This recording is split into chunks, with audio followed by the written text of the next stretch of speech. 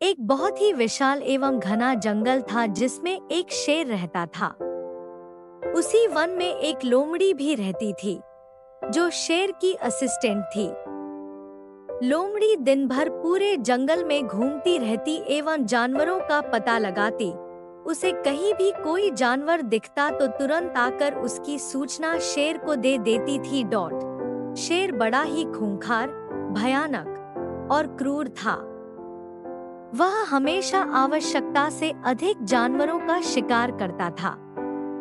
शेर शिकार किए गए जानवरों को खा लेता था और जब उसकी पेट भर जाती तो वह शिकार किए जानवरों को वैसे ही छोड़ देता था। लगातार आवश्यकता से अधिक जानवरों का शिकार होने से जंगल के सारे जानवर समाप्त हो गए।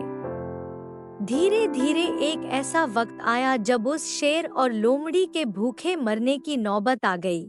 शेर ने अपने असिस्टेंट लोमड़ी से कहा कि वह आसपास के अन्य जंगलों में जाकर दूसरे जानवरों का पता लगाएं, जिससे शेर का और लोमड़ी का दोनों का पेट भर सके। उसी विशाल जंगल में एक बहुत बड़ी नदी बहती थी। उस नदी के बीच में एक टापू था। उस टापू पर सारे शाकाहारी जानवर जैसे हिरण, खरगोश, बंदर, बकरी, भेड़ जैसे जानवर वर्षों से वहीं तरह से नदी से घिरा होने के कारण टापू पर कोई दूसरा बाहरी जानवर नहीं आ पाता था। लोमड़ी उस क्रूर शेर की आदेश मानकर जानवरों का पता लगाने जंगल में निकल पड़ी। लोमड़ी ने जानवरों को बहुत खोजा पर उसे अपने जंगल में कोई भी जानवर नहीं मिला।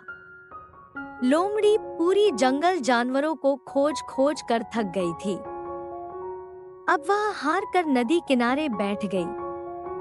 तभी अचानक उसकी नजर दूर बने टापू पर पड़ी। लोमड़ी ने सोचा जरूर ही इस टापू पर कोई ना कोई जानवर तो रहते ही होंगे।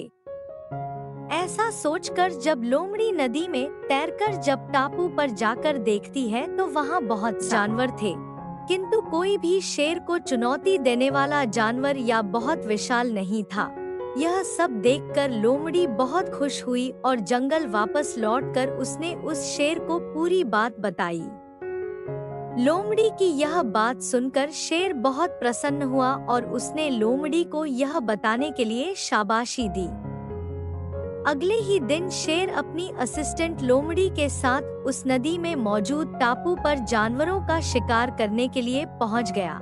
टापू पर पहुंचते ही जैसे ही शेर ने बहुत सारी जानवरों को देखकर उसके मुंह से लार टपकने लगी। शेर ने एक ही दिन में बहुत और कुछ जानवरों को खाकर बाकी जानवरों को ऐसे ही छोड़ दिया। शेर लगातार 2-3 दिनों तक इसी तरह अंधाधुंध शिकार करता रहा। टापू पर मौजूद सारे जानवर शेर से बुरी तरह डर गए और सभी ने एक सभा बुलाई। उस सभा में क्रूर शेर से बचने के उपाय पर चर्चा हो रही थी। सभी ने अपने अपने सुझाव दिए। उसी सभा में एक बूढ़ा बंदर भी था जो अपनी बुद्धिमानी के लिए पूरे टापू पर जाना जाता था। टापू के सारे जानवरों ने उस बूढ़े बंदर से सुझाव मांगा। बूढ़े बंदर ने कहा, इस प्रकार अगर हम डर डर कर सभी से भागते कोई भी जीवित नहीं बचेगा। हमें बड़ी सूझबूझ के साथ उस क्रूर शेर का मुकाबला करना पड़ेगा।